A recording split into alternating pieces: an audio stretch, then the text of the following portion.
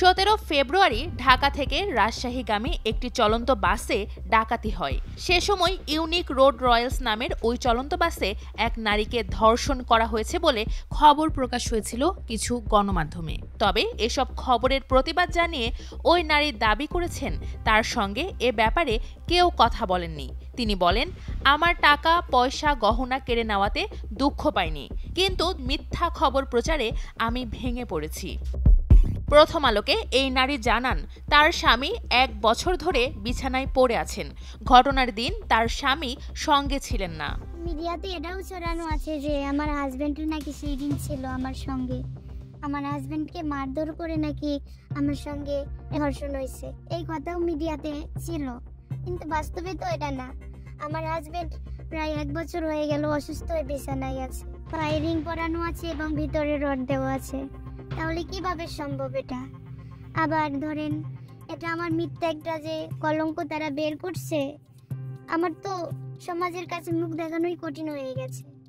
আমার শ্বশুর বাড়িতে সকলে আমাকে খারাপ নজরে দেখে। ঘটনার বর্ণনা দিতে গিয়ে ওই নারী জানান তার হাতে আঘাত ছিল। ডাকাতরা সিটি গোল্ডের চুড়ি ছিনিয়ে নেওয়ার সময় হাতে ব্যথা পাওয়ায় তিনি চিৎকার করেন। আমি চিৎকার করাতে অনেকে ধারণা করছিল যে আমার সঙ্গে হয়তো ধর্ষণের মতো কিছু হচ্ছে, কিন্তু তারপরে আমি থানাতে এসে বললাম যে আমার হাতে চুড়ি খুলতে গিয়ে একটা হয়েছে, আমি চিৎকার করছিলাম, এটা আমি বলছিলাম, তার কারণে কেউ আর কোনো কথা বলেনি। তিনি আরও বলেন, আমার সঙ্গে যেটা হয়নি আমার মাথায় সেটা চাপানো হচ্ছে। আমি কিভাবে এই সমাজের মধ্যে মুখ দেখাবো? আমি অনুরোধ করছি সকলেই যেন আমার পাশে এসে দাঁড়ায়। মিডিয়াতে ছড়ে গেছে এই কথাগুলো, এখন সকলে বলছে যদি না হয় কেন হবে, কথাগুলো উঠবে কেন?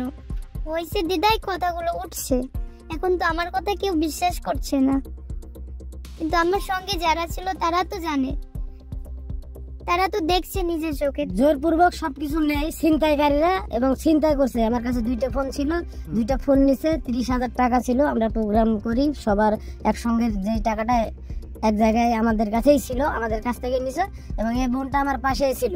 তার সঙ্গে কোনো রকমের খারাপ কিছু হয়নি। তার কাছে মোবাইল ছিল, টাকা ছিল, হাতে চুড়ি ছিল, এগুলো তারা নিয়েছে।